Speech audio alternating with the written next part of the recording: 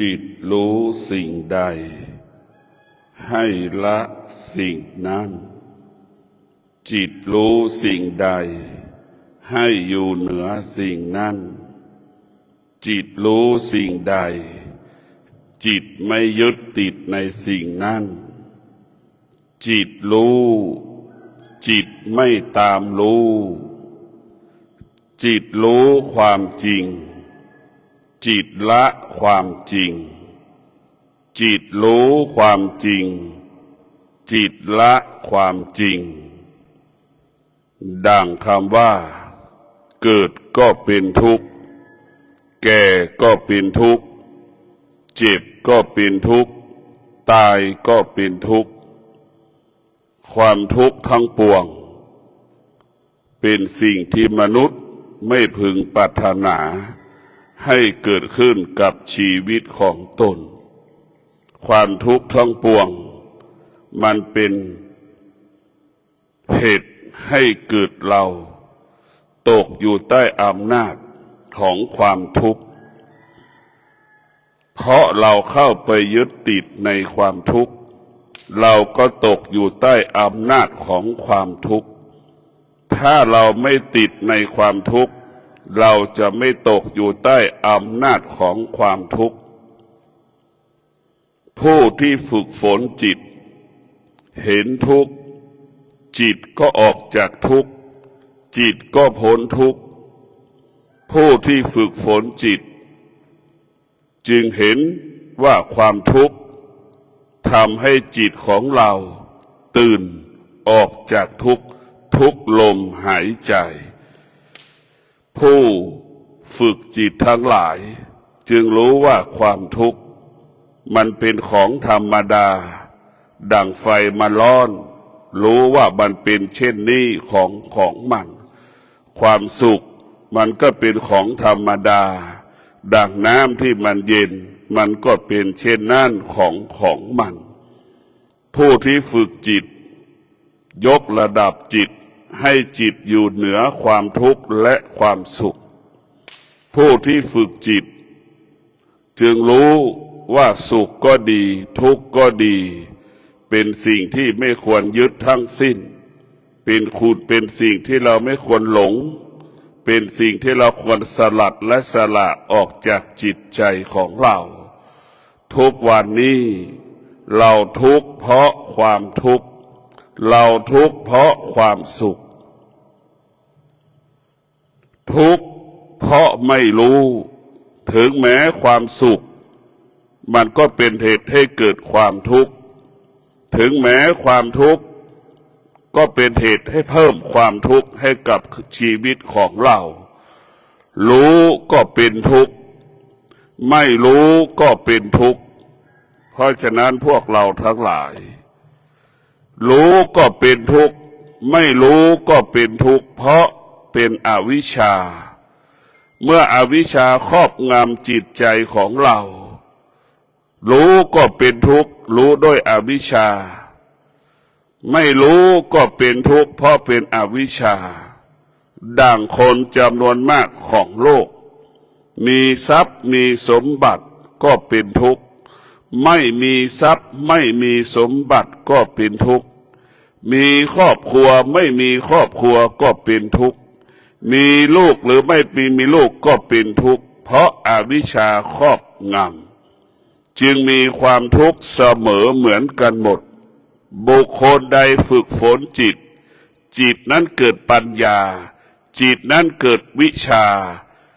พวกเราทั้งหลายจะหลุดพ้นจากความทุกข์ทั้งสิ้นหลุดพ้นจากความสุขทั้งสิ้นจิตของเราต้องได้รับการฝึกฝนอบรมทุกวันจิตของเราก็เหมือนเหล็กที่เป็นแท่งสติก็เหมือนเปรียบเสมือนช่างตีเหล็กเราจะต้องมีสติสมาธิสัจจะขันติวิริยะตีเหล็กที่เป็นแท่งก็จะเป็นรูปต่างๆได้จะเป็นมีดที่งดงามได้จะเป็นดาบที่งดงามได้จะเป็นกระบี่ที่งดงามได้เป็นอาวุธที่ทรงพลังได้ก็เพราะ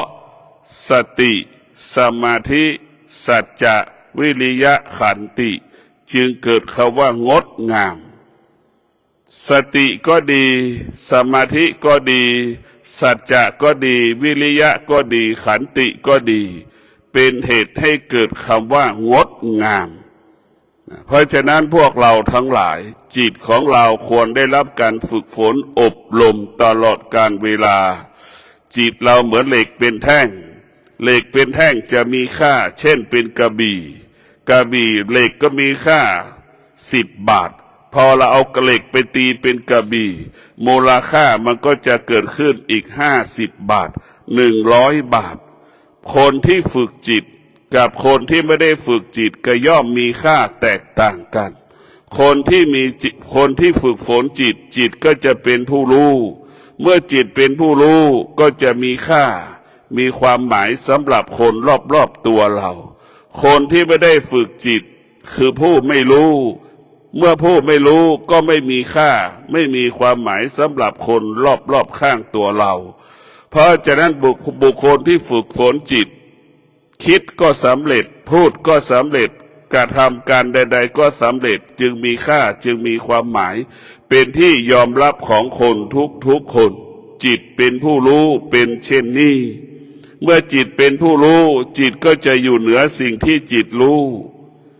จิตรู้ก็คือตามันเห็นรูปจิตก็ไม่ยึดติดในรูปหูได้ยินเสียงจิตมันก็ไม่ยึดติดในเสียงอันนี้แหละคือเรารู้แล้วก็ให้เราอยู่เหนือสิ่งที่เรารู้จิตมันรู้สติก็จะอยู่เหนือจิตอีกจิตมันรู้สติจะอยู่เหนือจิตสติจะขับเครื่องจิตให้อยู่เหนือสิ่งที่จิตรู้อีกเพราะฉะนั้นพวกเราทั้งหลายจิตเป็นตัวรู้สติจะอยู่เหนือสิ่งที่จิตรู้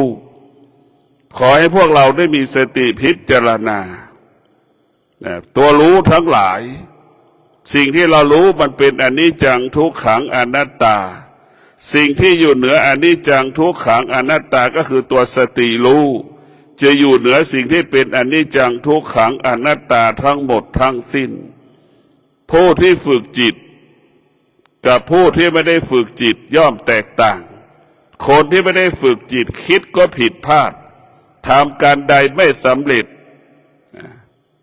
ทำการใดไม่สำเร็จผิดพลาดซ้ำๆซากๆผู้ที่ไม่ได้ฝึกจิตคือผู้ที่ไม่รู้ก็ทำให้ผู้ที่ไม่ได้ฝึกจิตนั้นไม่มีคุณค่าไม่มีความหมายสำหรับคนรอบๆตัวเราจนถึงที่สุดไม่มีใครยอมรับไม่มีใคร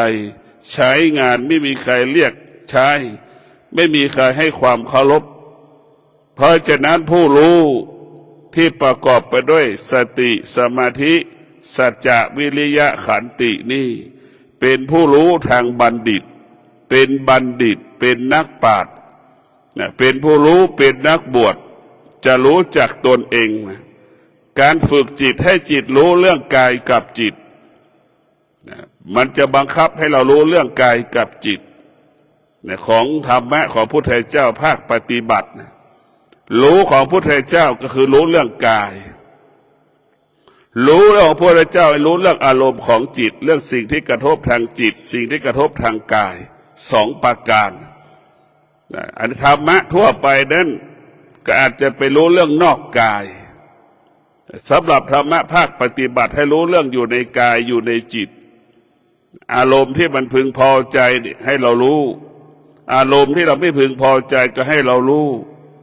สิ่งใดกระทบและให้เรารู้สึกว่าเราชอบก็รู้สิ่งใดกระทบกับเราไม่ชอบเราก็รู้เราพิจารณาเพราะฉะนั้นการฝึกฝนจิตให้จิตเป็นผู้รู้ก็เป็นสิ่งสำคัญเป็นสิ่งที่มีค่าสิ่งที่มีความหมายสำหรับผู้ที่ฝึกจิตก็จะปลดเปลื้องความทุกข์ทั้งปวงออกไปจากชีวิตเมื่อจิตเป็นผู้รู้จิตจะไม่สร้างภาระจิตจะไม่สร้างปัญหาให้กับชีวิตของตนทุกวันนี้จิตมันไม่รู้เมื่อจิตไม่รู้มันก็สร้างภาระสร้างปัญหา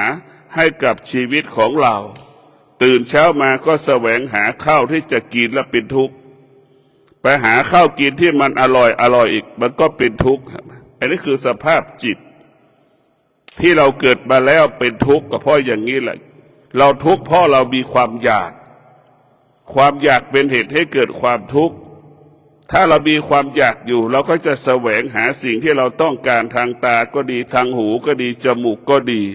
ทางลิ้นทางกายก็ดีมันจะแสวงหาสิ่งเหล่านี้หรือสิ่งเหล่านี้กระทบตามันก็เมื่อกระทบตาหูมันก็สะเทือนจมูกมันก็สะเทือนลิ้นก็หวั่นไหวกายก็หวั่นไหวจิตมันก็หวั่นไหวท้ายสุดมันก็อยู่ไม่ได้ไปเป็นทาสของสิ่งที่มันรู้สิ่งหนึ่งการฝึกจิตก็คือให้จิตของเราก็คือตาของเรานี่มั่นคงหูของเรามั่นคงจมูกของเรามั่นคงลิ้นของเรามั่นคงกายของเรามั่นคงใจของเรามั่นคงหรือให้กายอายตนะของเรารวมกันเป็นหนึ่งเมื่อรวมกันเป็นหนึ่งแล้วมันก็จะเกิดพลังมีอานุภาพความรู้เกิดจากตาหรือตัวรู้เกิดตาหูจมูกลิ้นกายใจเราจะไม่โต้ตอบไม่ตอบสนองมันแต่เรารู้มันว่ามันเกิดขึ้นตาทางตาก็รู้ทางหูก็รู้เกิดขึ้นมาทางจมูกเราก็รู้เกิดขึ้นมาทางกายเราก็รู้ทางจิตเราก็รู้แต่เราอยู่เหนือมันรู้ให้อยู่เหนือสิ่งที่เรารู้ทั้งหมดทั้งสิ้นธรรมะภาคปฏิบัติจำไว้ว่าให้เราจำไว้แล้วว่ารู้ให้อยู่เหนือสิ่งที่เรารู้สภาวะจิตของผู้ปฏิบัติธรรมรู้ให้อยู่เหนือสิ่งที่เรารู้อันนี้คือสภาวะจิตผู้ปฏิบัติธรรมเมื่อจิตเป็นผู้รู้จิตจะไม่ตกอยู่ใต้อำนาจสิ่งที่จิตรู้จิตจะไม่ตกอยู่ใต้อำนาจสิ่งที่จิตรู้เมื่อเอาธรรมะภาคปฏิบัติธรรมะภาคปฏิบัติสภาวะจิตของผู้ที่ปฏิบัติธรรมรู้แล้วก็จะไม่ยึดติดสิ่งที่จิตรู้อีกรู้ไม่ยึดติดในสิ่งที่เรารู้สภาวะจิตของผู้ปฏิบัติธรรมรู้แล้วก็ละรู้แล้วละรู้แล้ววางรู้แล้วปล่อยรู้แล้วละรู้แล้ววางรู้แล้วปล่อยรู้ด้วยปัญญารู้ตามความเป็นจริงเราไม่เข้าไปยึดติดเราไม่ทุกข์เราปล่อยวางเมื่อไหร่กายและใจเราก็สบายกายและใจเราก็เป็นอิสระเพราะฉะนั้นพวกเราทั้งหลายจิตของเรานี่สำคัญที่สุดทุกอย่างมันอยู่ที่จิตแล้วว่ามันจบที่จิตมันจบอยู่ที่จิตเราจะไปทางไม่ดีก็อยู่ที่จิตเราจะไปทางดีก็อยู่ที่จิตสุขก็เป็นปัญหาทุกข์ก็เป็นปัญหาสงบเท่านั้นไม่เกิดปัญหาไม่เป็นปัญหาให้กับชีวิตของเราความสงบเท่านั้นสร้างความสมดุลระหว่างกายกับจิตกายของเรามันก็ต้องการความสงบจิตของเรามันก็ต้องการความสงบเห็นไหมทั้งสองอย่างร้อนจัดมันก็วุ่นวายเห็นไหมร่างกายเราก็หนาวมันกระทบมันก็วุ่นวายร้อนกระทบก็วุ่นวายเห็นไหมกายของเรามันต้องการความสงบจิตของเรามันก็ต้องการความสงบอันที่แท้จริงแล้วความทุกข์ความสุขเป็นสิ่งที่กายกับจิตไม่ต้องการแต่เราไม่ต้องการสิ่งอันที่แท้จริงสิ่งที่มันต้องการคือความสงบธรรมะภาคปฏิบัติจะให้ความสำคัญกับคำว่าความสงบหัวใจผู้ปฏิบัติธรรมจึงพากันมาแสวงหาความสงบความสงบมันเป็นรากฐานของการปฏิบัติธรรมของผู้ปฏิบัติธรรมถ้าหัวใจผู้ปฏิบัติธรรมกายไม่สงบใจไม่สงบไม่มีโอกาสจะเข้าถึงพระวิปัสสนากรรมฐานมันไม่มีโอกาสที่จะเข้าถึงเพราะความสงบเป็นรากฐานของพระวิปัสสนากรรมฐานหรือว่าพระสมถกรรมฐานเป็นรากฐานของพระวิปัสสนากรรมฐานความสงบนี่แหละเราภาวนาเพื่อแสวงหาความสงบในความสงบมันเป็นองค์แห่งความรู้มันจะเป็นบ่อเกิดแห่งปัญญานี่แหละเราจะต้องผู้ปฏิบัติธรรมปวงไม่ได้แสวงหาความสุขเราปฏิบัติธรรมเพื่อแสวงหาความสงบคนจำนวนมากมีลูกก็ไม่สงบมีสมบัติก็ไม่สงบเห็นไหมก็เพราะมันไม่ได้ฝึกจิต เมื่อไม่ได้ฝึกจิตจิตก็คิดว่ามีสมบัติแล้วก็จะมีความสุขเห็นไหมพอเรามีทรัพย์มีสมบัติมันก็ไม่ใช่เนี่ยมันไม่ใช่เลยตอนที่เราไม่มีเราคิดว่ามันมีแล้วมันจะใช่มันก็ไม่ใช่ดังผู้ที่เกษียณอายุมากแล้วกูจะสุขสบายพออายุมาก60แล้วความสุขสบายมันก็ยังไม่เกิดอันนี้แหละพวกเราทั้งหลายต้องมีสติฝึกฝนเมื่อเราฝึกฝนจิตแล้วจิตเราจะต้องรู้จะอยู่เหนือสิ่งที่เรารู้ทั้งสิ้นโดยเฉพาะการเกิดของเราเนี่ยมันเป็นทุกข์มาตลอดเวลาทุกข์เพราะความอยากเราจะหยุดเราจะมีสติอยู่เหนือความอยากมีสติรู้อยู่กับความอยากมีสติรู้จะควบคุมความอยากมีสติรู้จะกำกับความอยากมีสติรู้จะกำหนดความอยากไม่ให้เกิดขึ้นเมื่อเรามีสติแล้วความอยากไม่สามารถมาเกาะกายและจิตเราได้หากเราขาดสติเมื่อไหร่ความอยากมันก็มาสำแดงอาการทันทีความอยากมาสำแดงอาการทางตาทางหูจมูกลิ้นกายใจของเรากระทำให้กายและใจของเราอายตนะสะเทือนหวั่นไหวตลอดเวลาหากเรามีสติก็เปรียบเสมือนยามเฝ้าบริษัทนั่นแหละใครจะเข้ากี่ร้อยคนในบริษัทรู้หมดคนในบริษัทจะเข้าออกกี่ร้อยคนก็รู้จะออกกี่คนก็รู้เข้ากี่คนก็รู้เป็นเช่นนั้นแหละนั่นแหละคือสติคือจะเฝ้าดูความเมื่อเรามีสติเราก็จะ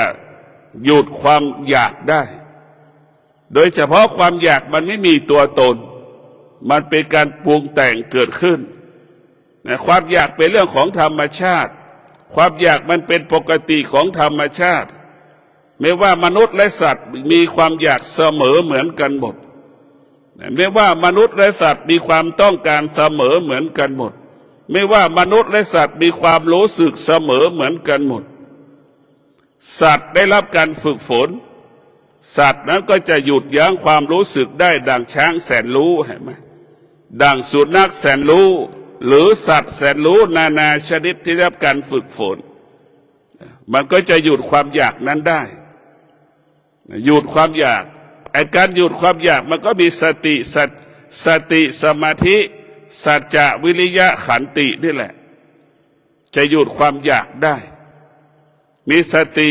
เมื่อเรามีสมาธิความละเอียดก็เกิดขึ้นในจิตก็จะเห็นเขตก็จะรู้ความอยากเมื่อเราจะหยุดความอยากได้สุนัขหมาแมวช้างเราหยุดมันได้เรากำกับมันได้ควบคุมมันได้จิตเราถ้ามีตัวตนก็เหมือนช้างเห็นไหมเหมือนควานช้างสติก็เหมือนช้าง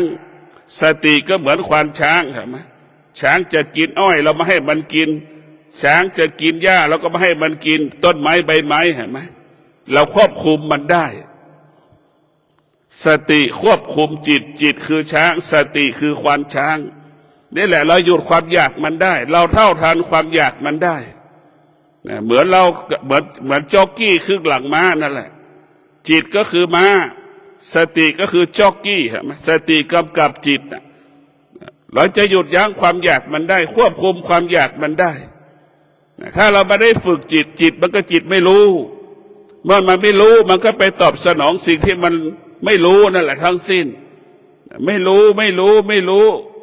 ไอ้ตัวไม่รู้ก็ตัวเป็นทุกข์เป็นตัวแห่งความทุกข์ไม่รู้ก็คือไฟมันก็เผาเราหมดทำลายเราหมดทุกเรื่องทุกอย่างเราเกิดมาเราต้องฝึกจิตให้จิตเป็นจิตผู้รู้เมื่อจิตเป็นผู้รู้จิตก็จะไม่ยึดติดสิ่งที่จิตรู้ทั้งหมดทั้งสิ้นธรรมะภาคปฏิบัติหัวใจธรรมะของผู้ปฏิบัติก็คือหนึ่งจิตจะไม่ยึดติดสิ่งที่จิตรู้สองจิตจะอยู่เหนือสิ่งที่จิตรู้จิตอันที่สามจิตรู้จิตก็จะละสิ่งที่จิตรู้อันที่สี่ก็คือจิตรู้จิตไม่ตามรู้นี่คือเป็นหัวใจมันรู้ไม่ตามรู้นี่เป็นหัวใจของ ถ้าหัวใจธรรมะภาคปฏิบัติบุคคลผู้ใดที่ปฏิบัติธรรมจดจำรู้แล้วก็ละรู้แล้วก็อยู่เหนือสิ่งที่เรารู้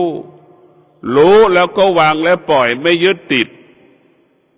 แล้วรู้เราไม่ตามรู้อันสุดท้ายของชีวิตของเราคือรู้ความจริงละความจริงรู้ความจริงละความจริงดังจมูกสัมผัสกับกลิ่นมันเหม็นเนี่ยเราก็หนีความจริงไปละความจริงไปแล้วก็ออกจากสถานที่มันมีกลิ่นเหม็นนะนี่รู้ทุกข์ก็เป็นเช่นนี้แหละเราก็ละมันรู้สุขก็เป็นเช่นนี้แหละเราก็ละมันไปเมื่อเรารู้แล้วก็ละรู้ว่าทุกข์ก็มีโทษรู้ว่าสุขก็เป็นโทษเสมอทุกข์เหมือนกันหมดสุขก็มีโทษทุกข์ก็มีโทษสุขก็มีคุณทุกข์ก็มีคุณมันเหมือนกันหมดดังคำว่าสิ่งนี้เกิดขึ้นสิ่งนี้เกิดก็สิ่งนี้จึงดับสิ่งนี้ดับสิ่งนี้จึงเกิดเรียกว่าอาการเกิดดับสุขเกิดทุกข์ก็ดับทุกข์เกิดสุขก็ดับมันจะเป็นอย่างนี้ทุกข์เกิดขึ้นเมื่อไหร่สุขมันก็ดับสุขเกิดขึ้นเมื่อไหร่ทุกข์มันก็ดับอาการของการเกิดดับหรืออาการของการเปลี่ยนแปลงอันนี้แหละมันเปลี่ยนแปลงว่าอนิจจังทุกขังอนัตตาท่านทั้งหลายทุกวันจิตของเราตกอยู่ใต้อำนาจอารมณ์ของตนเองอารมณ์ของบุคคลอื่นๆจิตของเราตกอยู่ใต้อำนาจของคนรอบๆตัวเราเช่นผู้เป็นสามีก็ตกอยู่ใต้อำนาจภรรยาผู้เป็นภรรยาก็ตกอยู่ใต้อำนาจของสามีผู้เป็นพ่อเป็นแม่ก็ตกอยู่ใต้อำนาจของลูกก็ตกอยู่ใต้อำนาจของเพื่อนอันนี้แหละคือมันตกอยู่ใต้อำนาจมันก็เป็นทุกข์ทั้งสิ้นเพราะฉะนั้นพวกเราทั้งหลายคำว่าหลงก็คือเกิดจากคำว่าไม่รู้จิตคือไม่รู้เมื่อจิตเป็นผู้ไม่รู้จิตก็จะหลงจิตก็จะยึดติดดังลูกจำนวนมาก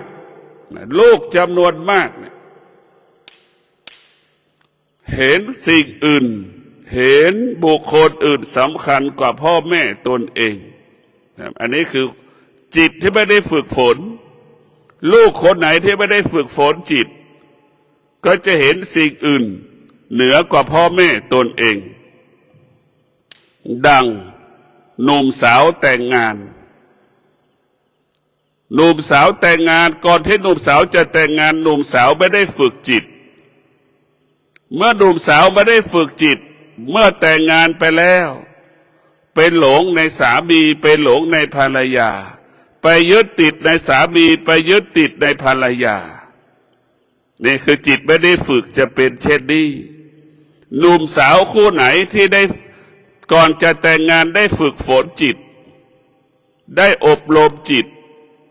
เป็นผู้รู้นะจิตเป็นผู้รู้จะให้ความสำคัญสามีตนเองภรรยาตนเองเสมอพ่อและแม่ตนเองใช่ไหมนี่คือให้ความเป็นธรรมหนุ่มสาวคู่ไหนที่ไม่ได้ฝึกจิตไม่ได้เป็นผู้รู้หนุ่มสาวคนนั้นก็จะหลงซึ่งกันและกันใช่ไหมหนุ่มสาวคู่นั้นแต่งงานแล้วจะหลงซึ่งกันและกันหลงในตัวสามีหลงในตัวภรรยาแล้วพวกเราก็จดจำว่าสามีก็เป็นสมบัติของเราแค่บางเวลาภรรยาก็เป็นสมบัติของเราแค่บางเวลาพ่อแม่เป็นสมบัติของเราตลอดเวลาทุกลมหายใจลูกที่ไม่ได้ฝึกฝนจิตก็จะหลงทางหลงเมียตัวเองหลงสามีตัวเองเป็นเช่นนี้ก็หมด 80% เป็นเช่นนี้พอแต่งงานเสร็จให้เมียตัวเอง 30% เวลาให้สามีตัวเอง30ให้สามีตัวเอง 70% เห็นไหมให้ค่าสามีภรรยาตนเอง 70% กับให้แม่ 30%เพราะฉะนั้นพวกเราทั้งหลาย บุคคลที่มีคู่ครองอยู่หน้าขนาดนี้หนุ่มสาวที่มีคู่ครองขนาดนี้ต้องพิจารณาเราตั้งคำถามนี่ว่าสิ่งที่สมมติบัญญัติน่ะมันไม่ใช่ความจริงสิ่งใดที่เราสมมติมันไม่ใช่เป็นจริงคำว่าสามีก็เป็นสิ่งสมมติคำว่าภรรยาก็เป็นสิ่งสมมติมันไม่ใช่ความจริงขนาดพ่อแม่เกิดมาก็ยังเป็นสมมติมันยังไม่ใช่ความเป็นจริงของความจริงสมมติเหมือนกันหมดนะเป็นสิ่งที่สมมติแต่เราไปสามีภรรยาแต่งงานเสร็จแล้วไปติดนะไปหลงไปติดในตัวสามีภรรยากับทิ้งพ่อทิ้งแม่ผู้ให้กำเนิดชีวิตของเราเมื่อหนุ่มสาวแต่งงานเนี่ยพ่อแม่ได้แค่30%เวลาจากลูกหรือแทบไม่มีเวลาให้พ่อให้แม่เลยเห็นไหมนึกดูกันสิ่งที่เราควรดูแล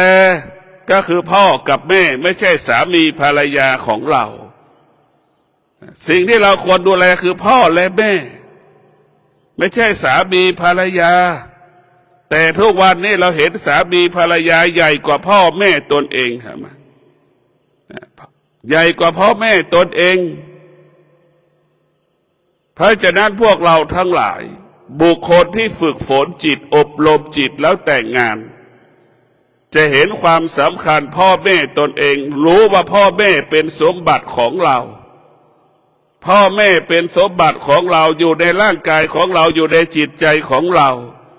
แต่สามีภรรยาเมื่อแต่งงานไปแล้วยามที่เราหย่าร้างกันแล้วไม่ใช่ของเราเห็นไหมสามีภรรยาเป็นของสาธารณะตอนที่บัญจากเราไปหย่าร้างเราไปเห็นไหมไปอยู่กับบุคคลอื่นเห็นไหมแต่พ่อแม่ของเราเนี่ยเราจะตายก็เป็นมีพ่อมีแม่เราจะอยู่ที่ไหนเราก็มีพ่อมีแม่เห็นไหมพ่อแม่เป็นของอยู่ในกายของเราเป็นของสิ่งที่อยู่ในกายของเราแต่เมียเป็นของนอกกายผัวเป็นของนอกกายพ่อแม่เป็นสิ่งที่อยู่ในกายสิ่งที่เราควรดูแลก็คือพ่อแม่ของเราสิ่งที่เราดูแลก็คือพ่อแม่ของเราเป็นผู้ที่ให้กำเนิดชีวิตของเราแต่เราไปหลงสมมติบัญญัติคำว่าสามีคำว่าภรรยานั้นเป็นสมมติบัญญัติเพราะฉะนั้นพวกเราทั้งหลายสิ่งใดที่สมมติไม่ใช่ความจริงเพราะฉะนั้นพวกเราลูกที่มีสติจะเป็นลูกผู้รู้เป็นจิตที่ผู้รู้เมื่อจิตเป็นผู้รู้มันก็จะรู้ว่าสิ่งที่เราควรดูแลคือพ่อกับแม่มันก็รู้ว่าเราให้ความสำคัญแม่เช่นไรพ่อเช่นไรเราต้องให้ความสำคัญสามีของเราภรรยาของเราเสมอพ่อกับแม่อันนี้แหละคือคนหัวใจของจิตที่เป็นผู้รู้จะเป็นเช่นนี้รู้อะไรรู้จักหน้าที่ตนเองรู้จักบทบาทตนเองแต่เราไม่มีสติเราขาดสติเราขาดตัวรู้เราก็ทิ้งพ่อแม่บางคนก็มีไปได้สามีที่ร่ำรวยได้ภรรยาที่ร่ำรวยกลับไปรังเกียจพ่อแม่รังเกียจครอบครัวตัวเองปีหนึ่งเข้าบ้านหนึ่งครั้งไปเยี่ยมพ่อเยี่ยมแม่ไม่เคยนอนกับพ่อกับแม่ก็มีจำนวนมากนี่คือลูกที่ขาดสติหลงสามีตัวเองเกลียดความยากจนของพ่อแม่ตัวเองเกลียดความยากจนครอบครัวของตนเองก็มีจำนวนมากลูกที่ไม่ได้ฝึกจิตจะเป็นเช่นนี้เพราะฉะนั้นพวกเราการฝึกฝนจิตให้เรามีสติรู้อยู่กับกายของเราก็เปรียบเสมือนครอบครัวของเราจิตของเราก็เหมือนคนอยู่ในครอบครัวของเราเช่นพ่อแม่สามีภรรยาลูกเป็นสิ่งที่ต้องดูแลพ่อแม่มีสติทุกลมหายใจพ่อแม่มีสติอดทนอดกั้นลูกจะมาเลี้ยงดูไม่เลี้ยงดูพ่อแม่ก็อดทนอดกั้นไม่มีสิทธิ์ที่จะเรียกร้องไม่มีสิทธิ์ที่จะเรียกร้องจากลูกนี่คือพ่อแม่ที่มีธรรมะจะอดทนอดกั้นลูกที่ไม่มีธรรมะจะเรียกร้องหาพ่อหาแม่เรียกร้องแบ่งทรัพย์สมบัติกับพ่อกับแม่ลูกที่ไม่มีธรรมะเห็นไหมยังไม่มีปัญญาจะหาทรัพย์สมบัติเรียกร้องจะเอาทรัพย์สมบัติจากพ่อจากแม่ลูกจำนวนมากก็ยังมีเป็นเช่นนี้ก็ยังมีอยู่นี่คือลูก ลูกที่ไม่มีธรรมะลูกที่ไม่ได้ฝึกจิตจะเบียดเบียนพ่อแม่ตนเองเบียดเบียนทรัพย์สมบัติของบุคคลอื่นๆลูกที่มีธรรมะไม่พึ่งพาพ่อแม่ไม่สร้างภาระให้พ่อแม่และไม่พึ่งพาพ่อแม่ลูกที่มีธรรมะกลับส่งเสริมพ่อแม่เกื้อกูลพ่อแม่แคร์ความรู้สึกของพ่อแม่ลูกที่ไม่มีธรรมะไม่แคร์ความรู้สึกของพ่อแม่พ่อแม่จะมีเงินไม่มีเงินไม่สนใจจะขอเงินจากพ่อจากแม่พ่อแม่จะร้องไห้เสียใจเจ็บป่วยทุกข์ทรมานลำบากก็ไม่สนใจนี่ลูกที่ไม่มีธรรมะลูกที่มีธรรมะจะแคร์ความรู้สึกจะแคร์ความรู้สึกพ่อแม่อะไรจะทำให้แม่ร้องไห้เสียใจลูกผู้มีธรรมะจะไม่ทำเพราะฉะนั้นความดีทั้งหลายอยู่ที่พ่อที่แม่พ่อแม่เป็นต้นแบบพ่อแม่เป็นแบบอย่างเพราะฉะนั้นพ่อแม่ทั้งหลายต้องฝึกฝนจิตอบรมจิตให้รู้เรื่องธรรมะให้รู้เรื่องคำสอนของพระพุทธเจ้าธรรมะของพระพุทธเจ้าว่าด้วยเรื่องการจัดการบริหารชีวิตในปัจจุบันไม่ได้บอกให้เราไปนิพพานการนั่งสมาธิไม่ได้บอกเขาไปนิพพานการนั่งสมาธิคือให้เห็นตัวเองการนั่งสมาธิการพิจารณาชีวิตให้เห็นตัวเองให้รู้จักตัวเองแล้วเมื่อเรารู้จักตัวเองเข้าถึงตัวเองเราก็ไม่สร้างภาระไม่สร้างปัญหาให้กับบุคคลอื่นนี่คือหลักของธรรมะของพระพุทธเจ้าคือพึ่งพาตนเองอาศัยตนเองดังคำว่าตนแลเป็นที่พึ่งแห่งตนพ่อแม่ทุกคนต้องนำลูกไปปฏิบัติธรรมถ้าลูกไม่ไปปฏิบัติธรรมเมื่อลูกแต่งงานเสร็จลูกก็ไม่ดูแลพ่อแม่พอลูกไม่มีเมตตาธรรมเห็นไหมเมื่อลูกไม่มีเมตตาธรรมลูกก็จะเห็นเมียตัวเองใหญ่กว่าแม่ตนเองพ่อตนเองเห็นผัวตัวเองยิ่งใหญ่กว่าพ่อแม่ตนเองมันก็มีจำนวนมากเป็นเช่นนี้ที่รู้กันอยู่เห็นกันอยู่แต่ลูกที่มีธรรมะเห็นไหมก็แคร์ความรู้สึกพ่อแม่จะไม่ขอเงินพ่อแม่ใช้ถึงจะขอใช้เท่าที่จำเป็นเห็นไหมอันนี้แหละคือครอบครัวไหนที่มีธรรมะกับครอบครัวไหนที่ไม่มีธรรมะย่อมแตกต่างกันเนี่ยก็ขอให้พวกเราได้พิจารณาโดยเฉพาะผู้เป็นแม่ต้องเป็นต้นแบบต้องเป็นแบบอย่างของการเป็นแม่ที่ดีการเป็นพ่อที่ดีแม่ที่ดีก็ต้องประกอบด้วยศีลทั้ง5 ข้อแม่ที่ดีต้องมีสมาธิแม่ที่ดีต้องมีปัญญาเรียกว่าศีลสมาธิปัญญาเป็นคุณสมบัติของแม่ที่ดีศีลสมาธิปัญญาเป็นคุณสมบัติของพ่อที่ดีศีลสมาธิปัญญาเป็นคุณสมบัติของลูกที่ดีพ่อแม่สามีภรรยาลูกประกอบไปด้วยศีลครอบครัวนั้นจะมีความสุขครอบครัวนั้นจะอบอุ่นครอบครัวนั้นจะเกิดสันติสุข